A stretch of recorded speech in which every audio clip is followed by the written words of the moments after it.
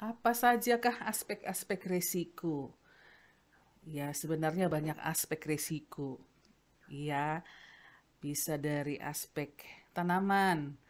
Dari aspek tanaman apa risikonya? Misalnya ketika kita menanam tanaman tetapi tidak sesuai dengan norma kultur teknis, maka kita akan mendapat risiko tanaman tidak tumbuh dengan baik. Nah, risiko jangka panjangnya produktivitas akan menjadi rendah, keuntungan akan menjadi rendah. Ada risiko hukum apabila kita misalnya mengelola areal-areal yang bermasalah, maka kita akan diperhadapkan dengan risiko hukum. Ada risiko keuangan, ada risiko bisnis, dan sebagainya. Begitu. Jadi, risiko itu sebenarnya banyak aspek yang harus kita perhitungkan. Gitu ya. Nah, tetapi secara umum itu risiko itu kita bagi menjadi dua. Karena ujung-ujungnya ke kedua hal ini. Yang pertama adalah risiko bisnis, yang kedua adalah risiko keuangan. Gitu ya, karena kita kan di dalam berusaha ini kita sebutkan bisnis, kemudian yang kita targetkan adalah target pendapatan dari keuangan.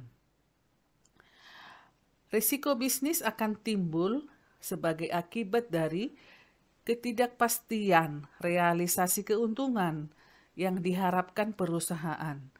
Jadi keuntungan itu kan tidak pasti sifatnya. Sehingga kita ada risiko bisnis. Bisnisnya rugi atau bisnisnya tidak berjalan sesuai dengan harapan. Karena kita dihadapkan dengan ketidakpastian. Risiko keuangan akan muncul akibat dari penggunaan hutang dan pembiayaan operasi perusahaan. Gitu ya, kalau kita ambil hutang tentu ada risiko yang muncul, risiko keuangan gitu. Karena bisnisnya tidak jalan, maka kita tidak mampu membayar utang atau pendapatan yang kita miliki sebagian untuk membayar utang. Jadi itu adalah risiko keuangan yang diambil oleh satu perusahaan. Nah, plus risiko keuangan ada lagi apabila penambahan hutang itu akan mengurangi pendapatan bersih. Jadi risiko-risiko ini banyak sekali begitu sehingga perlu diperhitungkan. Apa-apa saja yang perlu kita analisis kaitannya dengan ketidakpastian. Begitu ya. Jadi memang semua lingkungan ini apalagi dengan sekarang perubahan yang sangat cepat, banyak hal-hal yang tidak pasti. Begitu, hal-hal yang sulit diprediksi. Ketidakpastian timbul karena beberapa kemungkinan. Yang pertama, perubahan harga produk dan faktor-faktor produksi. Coba lihat sekarang gitu ya, ketika harga kelapa sawit, TBS, CPO meningkat dengan pesat. Ada sesuatu yang tidak kita perhitungkan. Ternyata satu sisi harga saprodi, harga pupuk meningkat juga dengan pesat. Ini kan sesuatu hal yang jarang terjadi. Kemudian ketidakpastian bisa terjadi karena perubahan selera konsumen. Ya, dulu konsumen itu lebih suka minum teh daripada minum kopi.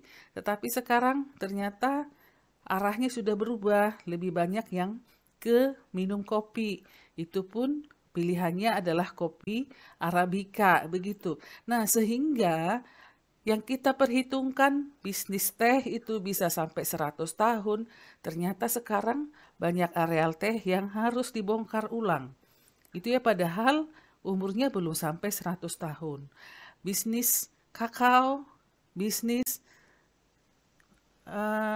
kopi robusta yang harusnya kita perhitungkan sampai dengan 30 tahun ternyata juga menjadi suatu bisnis yang tidak menarik karena adanya bisnis-bisnis lain yang lebih menguntungkan daripada komoditi tersebut karena selera konsumen yang sudah berubah. Kemudian perubahan metode produksi. Metode produksi menjadi sesuatu hal yang baru yang harus dipelajari oleh si pelaksana keputusan. Nah, perubahan metode produksi ini bisa menjadi sesuatu hal yang menyebabkan ketidakpastian. Gitu ya. Ya kalau dulu belajarnya kita misalnya belajarnya dengan offline. Dengan adanya pandemi COVID, kita sekarang belajar menjadi online. Maka perubahan metode produksi di sekolah tinggi berubah atau di pelatihan-pelatihan berubah dari offline menjadi online. Nah, ketika offline sudah diperhitungkan ada penginapan, ada ruang kelas, ada vendor-vendor untuk konsumsi, ada vendor untuk pembersihan kelas dan sebagainya. Tetapi ketika sudah masuk ke metode online, semua tidak digunakan lagi. Yang digunakan berubah, gitu ya. Yang kita gunakan yang penting ada studio untuk bisa Zoom meeting.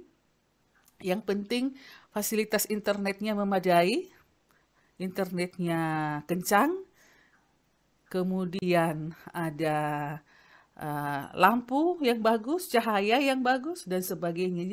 Jadi itu adalah ketidakpastian yang terjadi karena perubahan lingkungan, perubahan metode produksi. Kemudian ketidakpastian bisa juga muncul karena reaksi pesaing. Karena misalnya pesaing di sekitar kita harga TBS-nya mereka bisa jual murah gitu ya. Pabriknya bisa pabriknya bisa beli pabrik sekitar kita, pabrik-pabrik pesaing bisa beli TBS dengan harga murah, harga mahal dari petani. Tentu petani lebih memilih ke pesaing kita daripada loyal ke perusahaan kita ini. Karena yang dibutuhkan petani adalah margin keuntungan. Begitu. Jadi, apa yang dilakukan pesaing akan mempengaruhi bisnis kita. Begitu. Jadi perlu diperhitungkan dengan lebih baik aspek resikonya. Jadi ini beberapa hal yang perlu diperhatikan kaitannya dengan aspek resiko ya, terutama resiko bisnis dan risiko keuangan, dan hal-hal yang tidak pasti yang terjadi di luar sana yang harus juga kita perhitungkan.